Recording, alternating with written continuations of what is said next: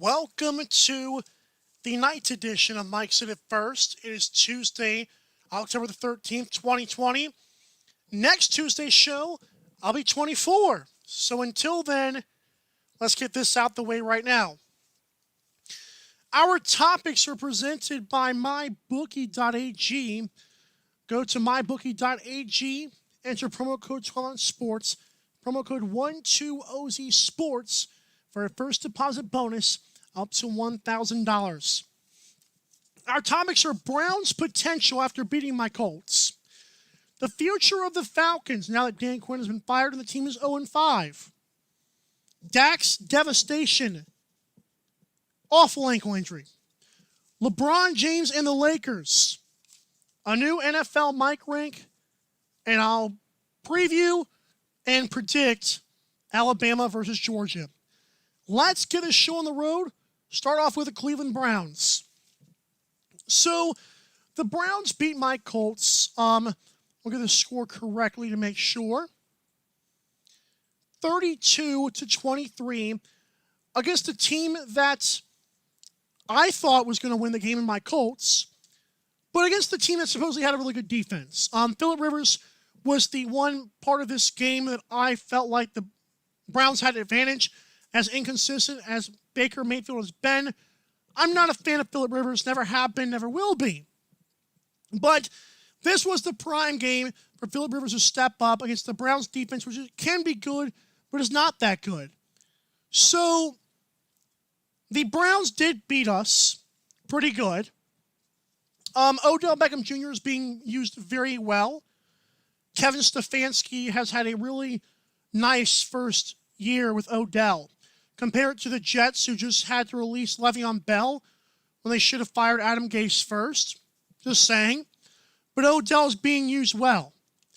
Baker Mayfield also is back to playing confidently, but the difference is he's confident and not cocky. There's a difference there. You have to have faith in yourself. You have to play with the swagger. But mark my words, you cannot be an idiot. And Baker Mayfield, thankfully, has not done that. He had a good game. But as good as this game was for the Browns, it is their best win so far. So, what am I supposed to give a team that this is their best win? I don't understand that. And I feel like they've beaten teams that they should have beaten, and they've lost to teams that they shouldn't have. They lost to teams that they should have lost to. Like, this was their first signature win, and they've already been destroyed by the Ravens.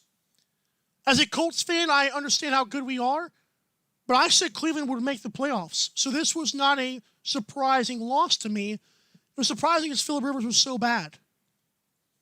And it was annoying to see that, honestly. But I'm just happy that Cleveland is finally getting going. It's nice to see them play well. I don't know how long this will last. Obviously, they have the Steelers and Ravens in their same division. But I did say they would make the playoffs as the 6th or the 7th seed. And so far, I'm looking like I'm pretty right. Marcellus Wiley of Speak For Yourself on FS1 did say a good point that they are the third best team in their division, as I mentioned before. The Ravens and the Steelers exist, and I don't think they can be either of those teams. I'm sorry. Steelers maybe more so than the Ravens, but that's just how it is for me. But I do enjoy watching this Browns team play. Baker Mayfield, like I said, is letting it rip. Odell Beckham Jr. is being used a lot better. Seems like they found a decent head coach, and we'll see how long this does last. Nick Chubb has been incredible. So we'll see what happens. Let's move next to the Falcons' future. And my goodness, living in Georgia is kind of annoying sometimes. So the Braves are up 2-0 on the Dodgers, and that's okay, but Clayton Kershaw has not been able to pitch yet. So that's kind of like a moral victory there. The Georgia Bulldogs, who we'll talk about in the last segment of the show, I don't know if they've peaked yet with Kirby Smart. Hopefully they have not. Our best teams have been the Atlanta Dream, the WNBA team, and I believe it was Atlanta FC United. I don't even know what the team is called. The soccer team that we have that won a championship. I'm sorry to soccer fans, Georgia residents do not care. I'll be bluntly honest, they care about Falcons and Georgia and Braves. And mostly Georgia and Falcons.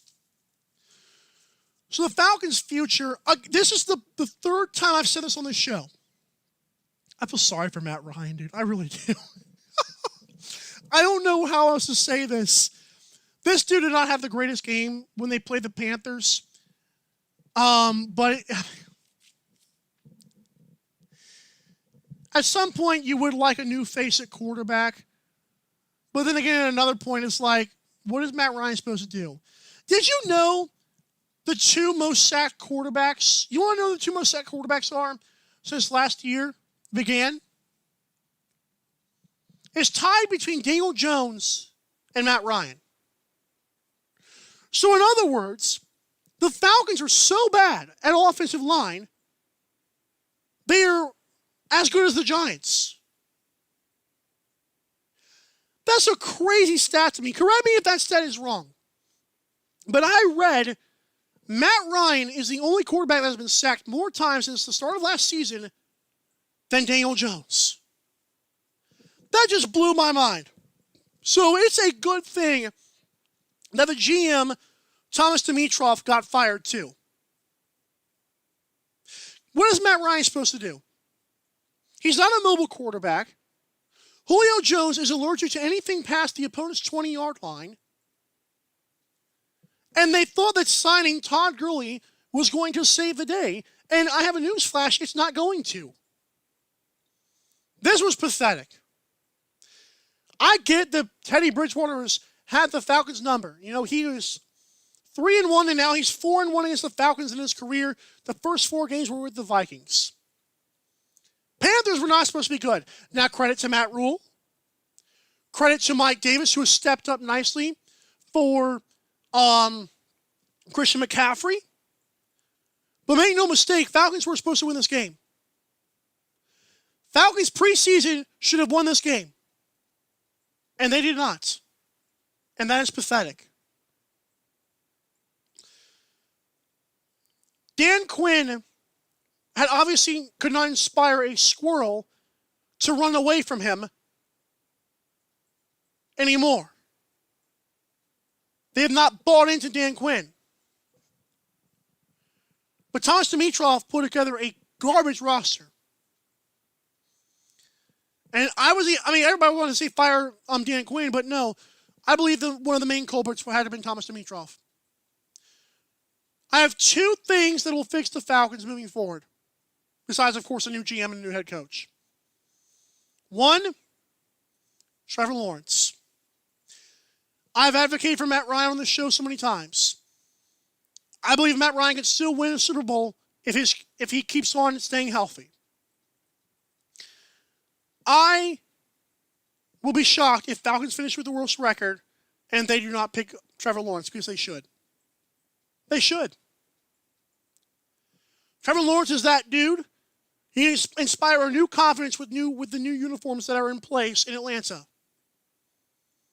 But Trevor Lawrence has to be drafted if Falcons are that bad, and I believe they will be. I am now out on the Falcons this season. I know that sounds like, oh, it's pretty obvious, but I was a person who's thought they could play devil's advocate in the NFC South and win a couple games late. Their new coach is not going to be good. Their interim head coach, who's the defensive coordinator, their defense sucks. What am I supposed to instill confidence in? Trevor Lawrence season. My second thing the Falcons can do, trade Julio Jones while you still have a chance. I said it.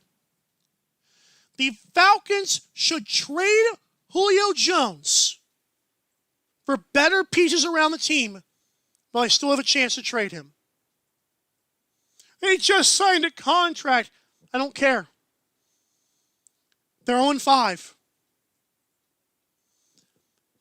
How are we feeling right now?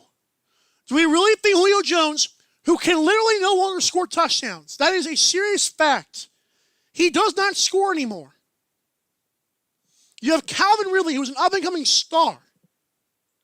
Trade Julio for a second or third round pick Maybe in the first round if they get lucky. And another good piece, like an offensive lineman for the crying in the sink. Trade Julio. I love Julio Jones. He was incredible in that Super Bowl against the Patriots. It is time to go. It's time to go.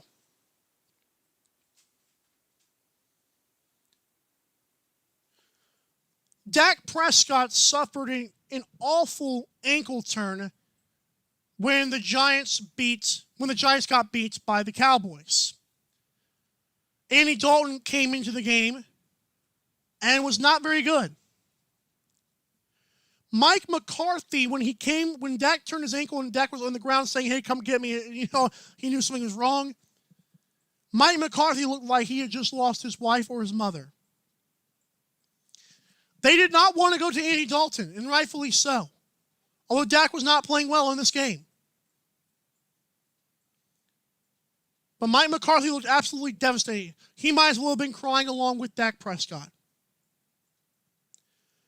Cowboys' defense was already suspect, and their offense is about to become almost the same way. There will be a lot of Andy Dalton apologists on this reaction to this show. But Andy Dalton will significantly decrease his offense's production.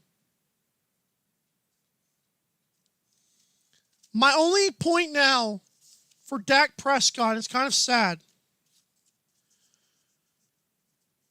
He's a gamer and he's competitive, so he'll come back. But will Dallas be patient enough for him to come back? The franchise tag, if you haven't already heard, it's not a very good thing. Nobody likes it. Not a former player, not current players. Only coaches and GMs like the franchise tag.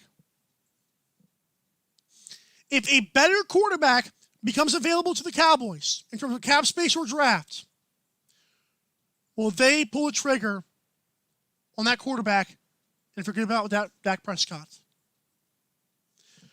If Jerry Jones is still alive, that's a serious thing. That's not me joking. If Jerry Jones and Stephen Jones are still with the Cowboys, which they will be, when Dak Prescott fully heals, is Dak going to be treated the same way he treated this franchise, which was class and respect? I don't know. Because Cowboys obviously did not want to give this man a lot of money. I've said before on my show that I'm okay with that because I don't think he was worth that money. Although he's been class personified. But class and maturity cannot get you past your own flaws and talent. I sincerely question if Dak will be shown respect the same way he's treated the Cowboys. And I do not know. Sad injury. Obviously, any injury is bad. It puts a player back months. Even if it's a little twisted ankle, it sets them back. This ankle is awful. Had surgery, I believe he came out of the hospital yesterday. I don't know if Dak Prescott will be shown respect by the Cowboys front office. They have CeeDee Lamb, Ezekiel Elliott, Amari Cooper, Michael Gallup, young and upcoming tight ends. But is Dak Prescott going to be the piece moving forward? Or have they seen enough? Dak did gamble on himself to make more money, and this was the outcome of that.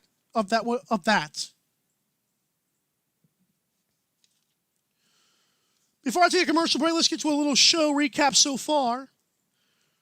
The Browns' potential. I believe the Browns have looked good so far. It's good to see them looking good. I also thought they would make the playoffs, so being the Colts is no surprise. If the Colts are your best win so far, and Philip Rivers is not even good, are you good yet yourself? Falcons' future, I said two things will fix the Falcons. Trevor Lawrence, and even if you want to keep Matt Ryan for another year, trade Julio Jones. Again, trade Julio Jones. And Dak Prescott and the Cowboys. Dak Prescott got injured. Andy Dalton took over, did not look great, and he will not be great. Also, will Dallas be patient? We'll be right back after a word from my bookie and weight loss. Then we'll talk NBA Finals. How did LeBron James do? Wouldn't you like to know?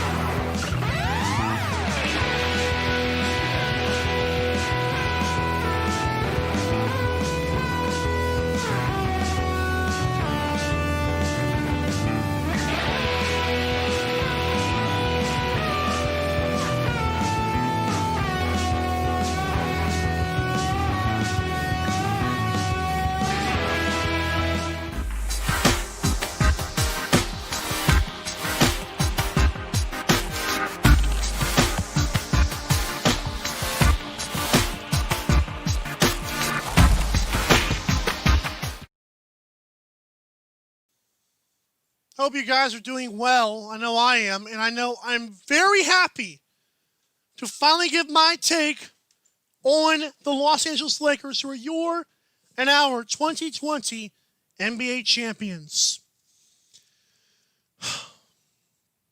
First, I want to congratulate the Lakers, especially the ones who are doubted, like Dwight Howard, Kentavious Caldwell-Pope, Rajon Rondo, Kyle Kuzma.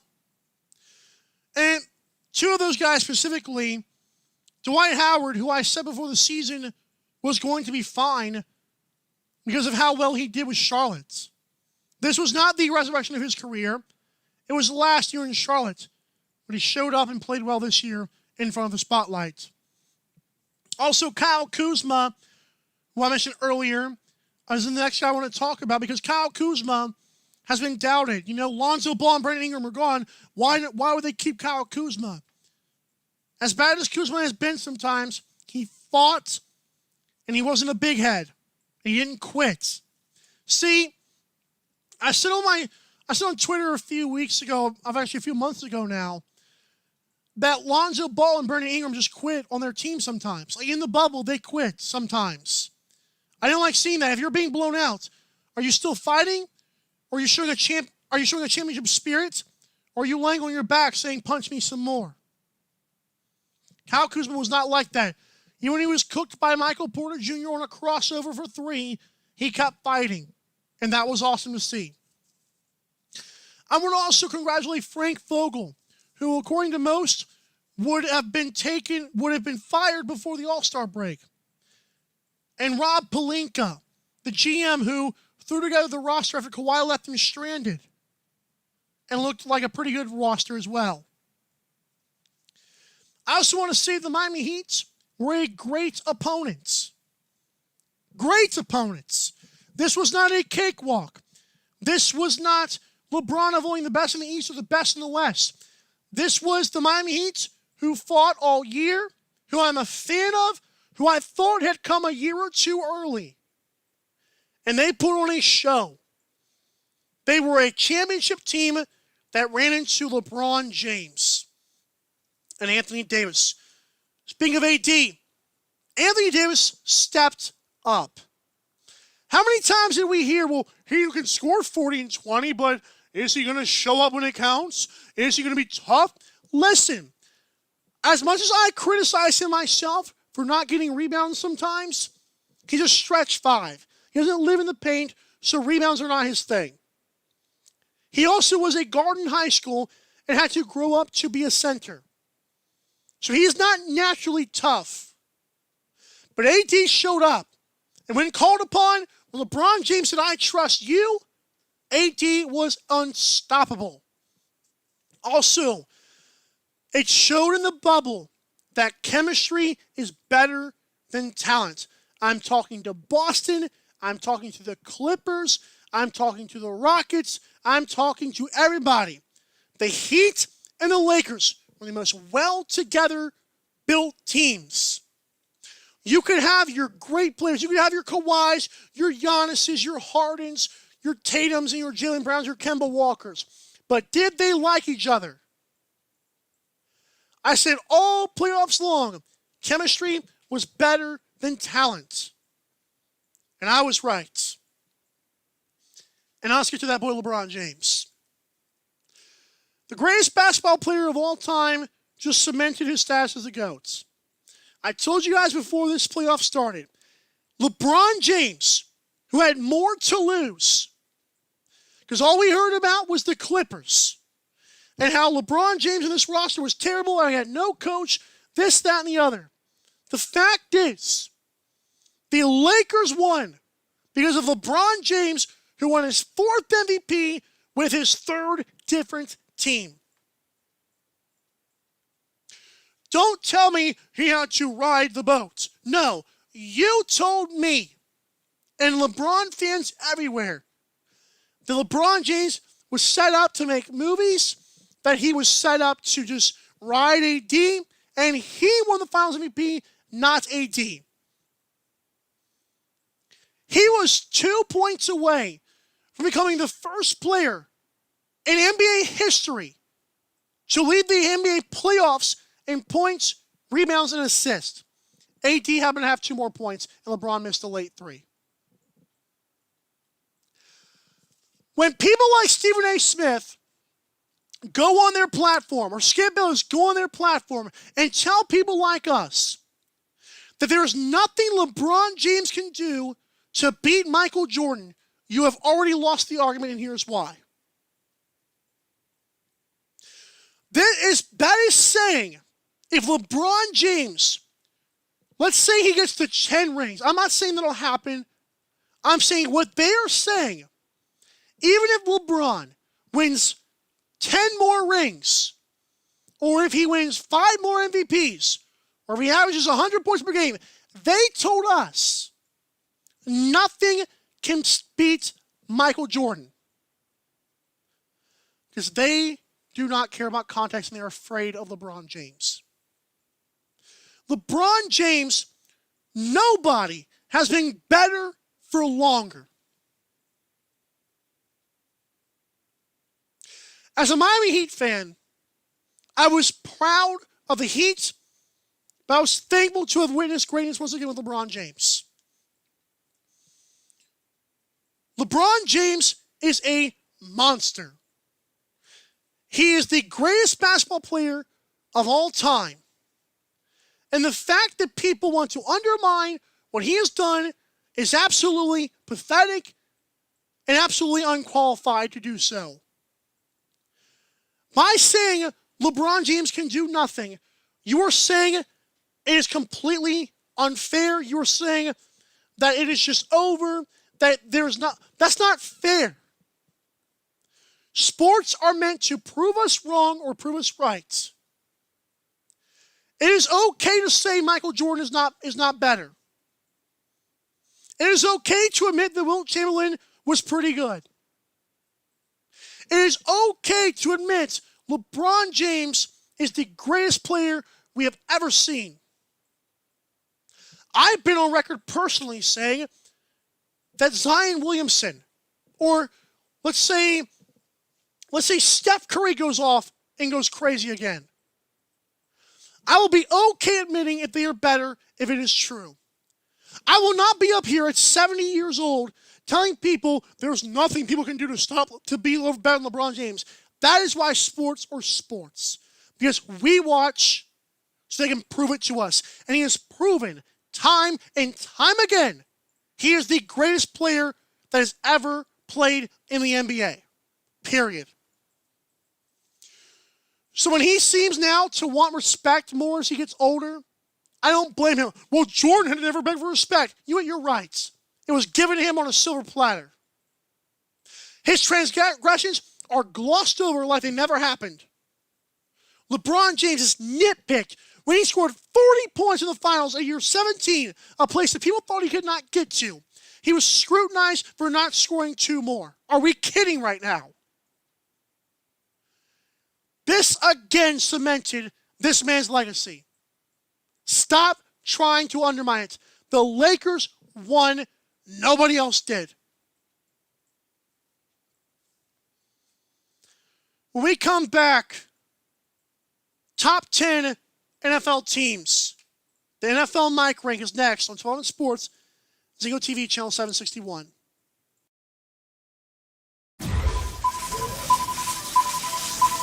James A. Paxton here, weekly blog writer and host of The Media's Input, and this is 12 Ounce Sports. It's Wednesday, my dude. Fantastic. He gets all this money, and that's it? We're okay with that? No. Baloney. I'm going to tell you what I think should happen. The one, the only king on the ice himself, Philly Pete, and we are live on 12 Ounce Sports and Zingo TV, channel 760. We talk about this every single week. Every single week somebody else is up for the document. Everyone to Talking Miners. We're getting new at this thing. Great start to the show, everybody. I'm going to give you all 30 seconds to make sure you get your popcorn and your soda can. Welcome in live to the 12 Ounce Sports Studio. World Hockey Report live comes to you on 12 Ounce Sports. Cody Jansen with you, joined with Cam It's Jansen. the one and only Pop DiBiase, the primetime capper. And I got the anglers, the primetime anglers on 12 Ounce Sports. Smarter by watching the Captain Lou Extravaganza live every Tuesday night at 8 on the 12 Ounce Sports Network.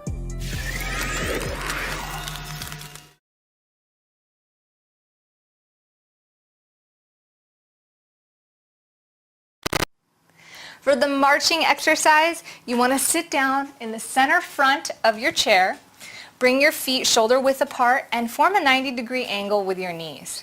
From here, you're going to lift one foot and raise the opposite arm, just as you march in place in your chair. Make sure you keep that core nice and tight and you breathe into it, and also maintain good posture with a straight back.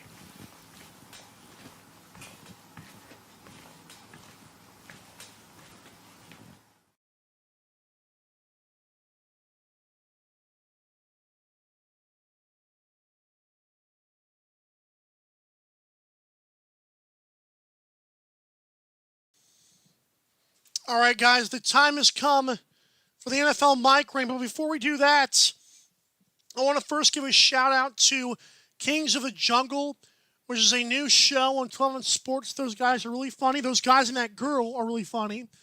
Shout out to Monica, Matt, Max or Matt? Got his name already. Shout out to those guys, Kings of the Jungle. Also, shout out to Captain Lou and Mitchell Bernstein of the Burn with Mitch, who preceded my show. Captain Lou calls us the Tuesday Night Triple Crown, and I'm very happy to be a part of this to wrap things up. It's about 10:30 p.m. Eastern Time. For those of you listening live and watching live, thank you. And for most of you that come from the replay, thank you as well. We're just getting started. Who are the top 10 teams in the NFL? After the Titans just beat the snot out of the Bills. Here they are. First of all, number 13. This is my three teams that are on the verge or possibly good, but we don't know yet. Number 13, my Colts. We lost to the Browns. I'm sorry. Number 12, the Cleveland Browns, who beat us. And I've told you guys before, the Browns have looked good. I thought they would make the playoffs, and they look like they're going to do so, although the Colts are their best win. Number 11, the Arizona Cardinals, and the Cardinals have kind of had 2 bad weeks, but now they're back in business. Kyler Murray is still an MVP candidate, or once again is an MVP candidate. And now the top 10 NFL teams, according to Michael Carvelis of Mike's in the First right here, it's on Sports, Zingo TV, channel 761. Number 10, the Tampa Bay Buccaneers. Tom Brady and the Buccaneers got exposed against the Bears. The Bears, I told you guys, are a week 4-1 team. They should not have won that game. Tom Brady showed a weakness that if you blitz him and toughen him up, he's going to lose. Just like he did with the Giants twice. Huh! It's amazing, right? What I can tell you guys that you don't believe me on.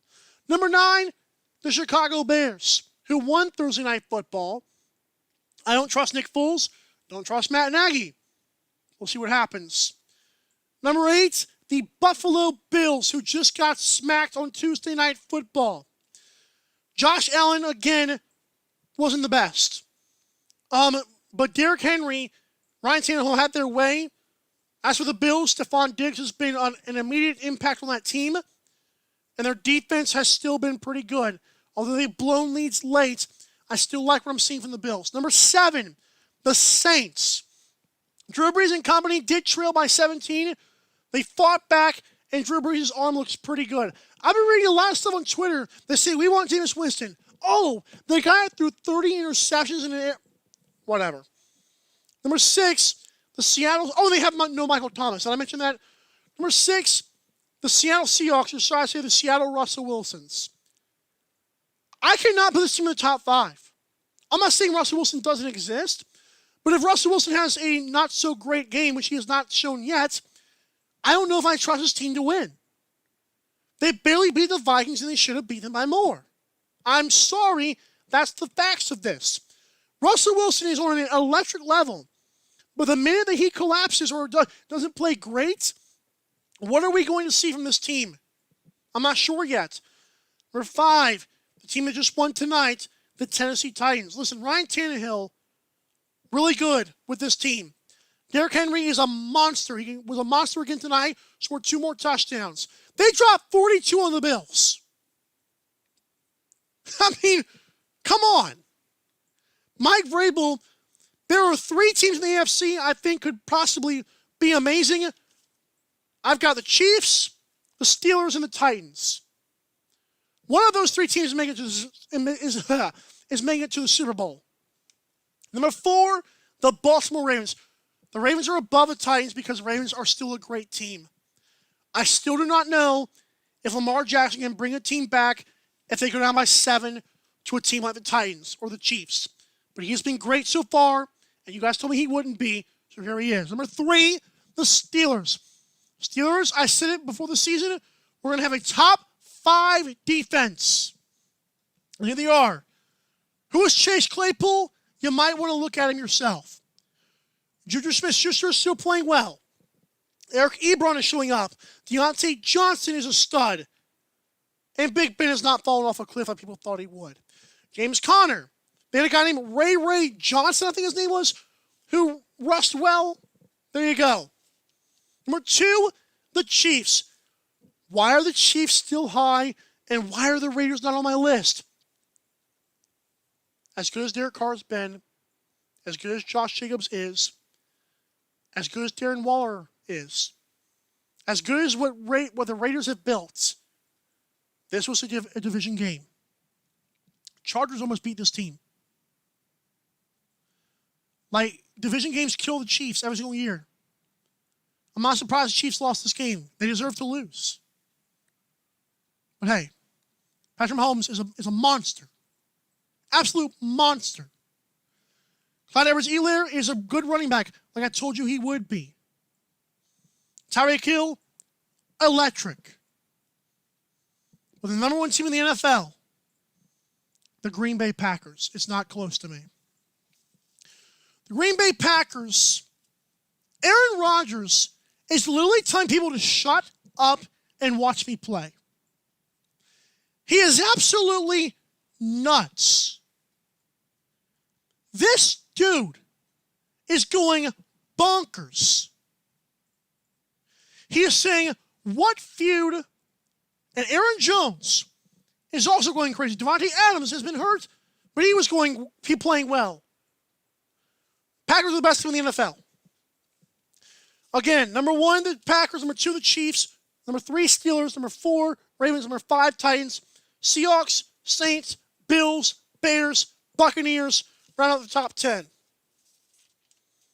When I come back, I got our show recap and our final topic. But first, a word from Drink Aid. This is Mike Said It First on Tuesday nights.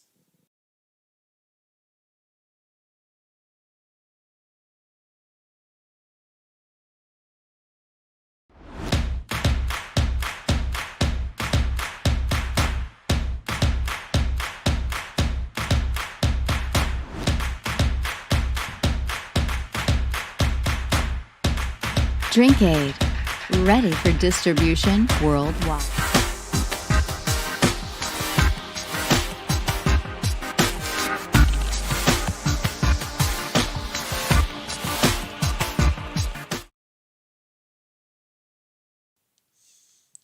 My show is brought to you by mybookie.ag. We know sports are back in full swing. This has been a great fall despite 2020 being an absolute crap show. MyBookie.ag is your place to be to make a little bit of extra money. Promo code 12OnSports is promo code 12OZSports when you go to MyBookie.ag for a chance or for up to a $1,000 deposit bonus. Here's our show recap and final topic presented by 12OnSportsNetwork.com/Amazon. It costs you nothing according to that little guy right there. Oh, I can actually... That little guy right there. I'm sorry. I had to you get it. So, when you go to this website, nothing bad, costs you 5 seconds if anything. You can get your Amazon stuff. We get our mucho dinero. You know how it is, what it be, what it do, what it be. Okay. Show recap of the night. And then we'll get to my pick between the Georgia Bulldogs and the Alabama Crimson Tide. The Browns have potential. Odell's playing well. Baker's being Baker again. But the Colts being their best win, I'm not drinking the Kool-Aid yet, although I did tell you guys that Cleveland would make the playoffs and I'm looking pretty good at 4-1. What is the future of the Falcons? Well, I feel sorry for Matt Ryan, but it's a good thing their GM got fired and Dan Quinn, they weren't drinking his drink aid. Trevor Lawrence, if possible, but trade Julio Jones. Trade Julio Jones while you still have a chance. Dak Prescott's injury is going to hurt the Cowboys in more ways than one. Andy Dalton is not going to have his team playing like they were with Dak. And I'm not sure if Dak Prescott is going to be given the same patience he has shown this organization once he is finally healed. Godspeed, Dak. I congratulate the Lakers for a championship run. I congratulated Frank Vogel and Rob Pelinka as well. The Heat were a great opponent, and nobody has been greater than LeBron James. I'm sorry. But it's okay to admit that. This dude's incredible, and I'm okay with him demanding respect. It's about dang time that he gets some. NFL Mike rank, Packers are the best in the NFL. Chiefs, Steelers, Ravens, Titans at 5. Seahawks, Saints, Bills, Bears, Buccaneers running out your top 10. Honorable mentions are Cardinals, Browns, Colts.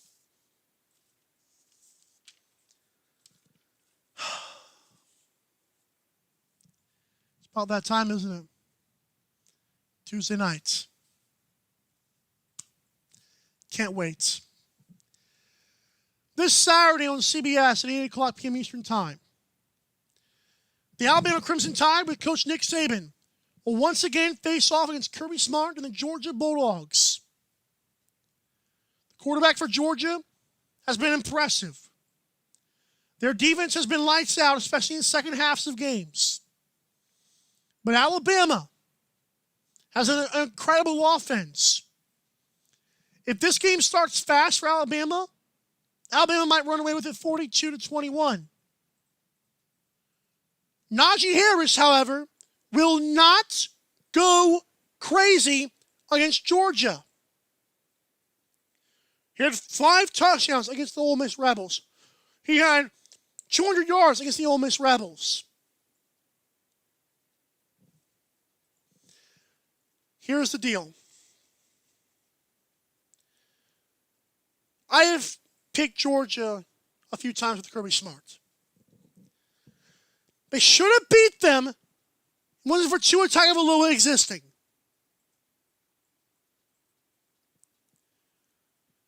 This time, as a person who lives in Georgia and is surrounded by Bulldogs fans who put blind faith in this team,